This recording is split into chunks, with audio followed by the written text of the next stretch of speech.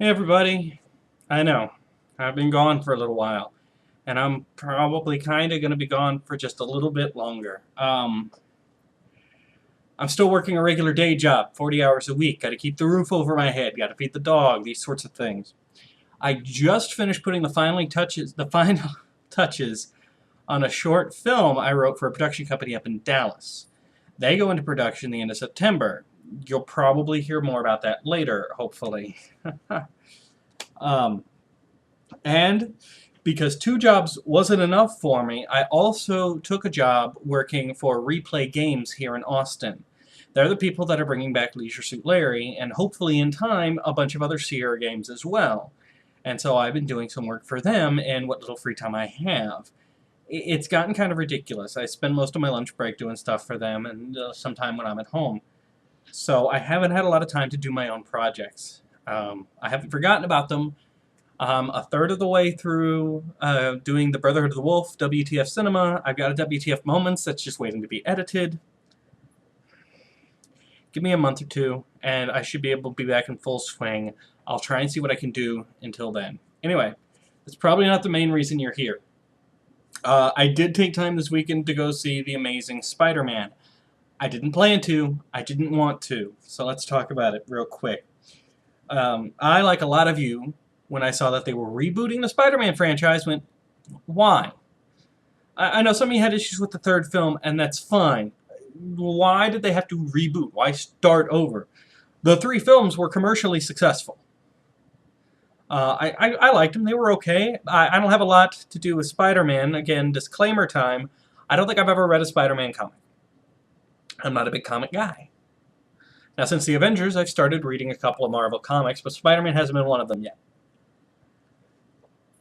So I cannot speak to comic book to screen accuracy. I can't talk about how authentic the experience is for you. And I think that's important when you want to talk about a movie, that you convey to your audience exactly where you are. So you guys know, I'm coming at it, the only real Spider-Man experience I have is those first three movies. And I didn't have a problem with them. I didn't think they were great. And I like Sam Raimi. I do. But I've long said I think Sam Raimi works best with almost no budget. Evil Dead, Darkman, these are great. They're put together very well. But Sam Raimi seems to have an issue where if you give him a humongous budget, he doesn't really know what to do with it. He doesn't know how to spend it well. Because there were parts of the Spider-Man movies that still felt like Evil Dead. They felt unpolished. Which is very weird, because it's all big, shiny, unpolished. Big, shiny, unpolished. It was... Enough about those, though. Let's talk about this new one. The only reason I finally went to go see it, because again, rebooting. Why? Two things made me go see this movie, and I'm not proud of this, but here they are. When I saw the trailers, I saw Martin Sheen. I love Martin Sheen. Ever since I saw him in The West Wing, which I love, I will always love Martin Sheen.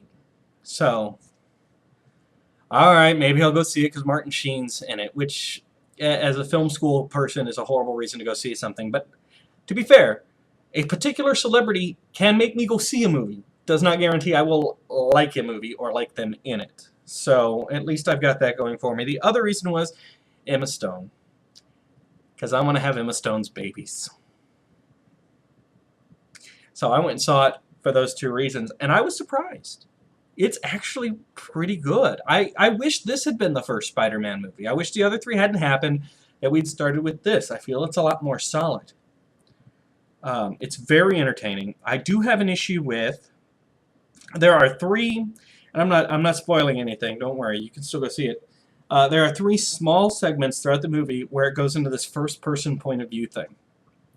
It's very awkward. It doesn't feel right.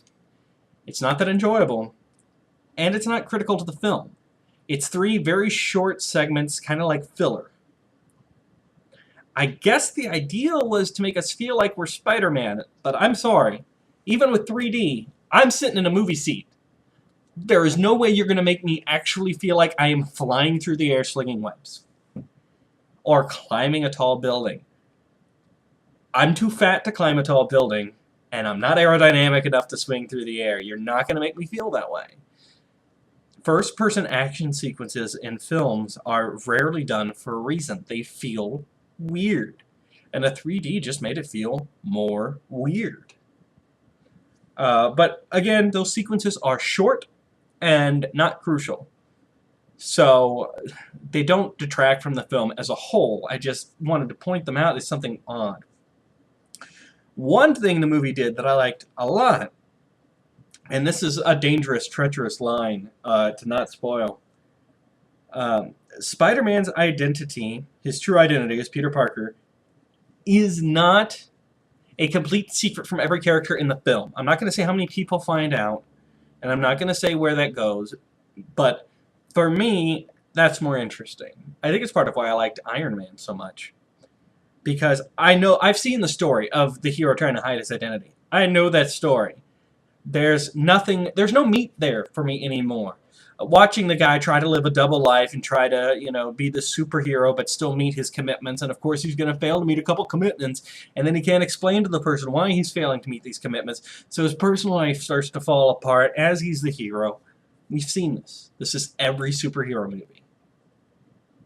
There's nothing there for me anymore. There's no way to reinvent that. There's no way to make it new. What is interesting for me now is when people know who the hero is and how that dynamic works. How does it work now that person X knows who I really am? How does my relationship with person X change?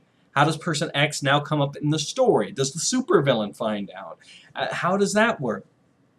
And Spider-Man touches on that. And I'm trying to avoid spoilers, so I'm not going to say how much it touches on it, but it touches on it not as much as I would have liked, but more than I was expecting. I was surprised. I was just surprised by how good the movie was. Now, I talked about the first person, and I'm going to talk about this. It still didn't need to be a reboot.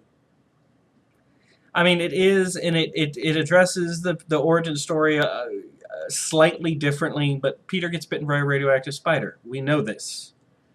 Even as somebody who never read the comics, I know this. I feel like I grew up knowing this. I feel like it's part of our cultural identity, some of these origin stories.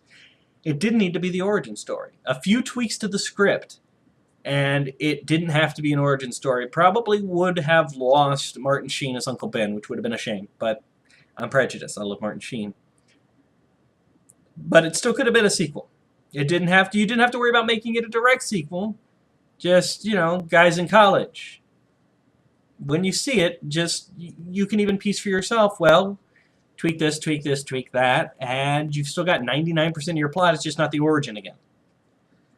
So that's my biggest complaint. This did not need to be a reboot. It didn't need to be, and even if you wanted to still call it a reboot because you were bringing in all new actors, it's fine.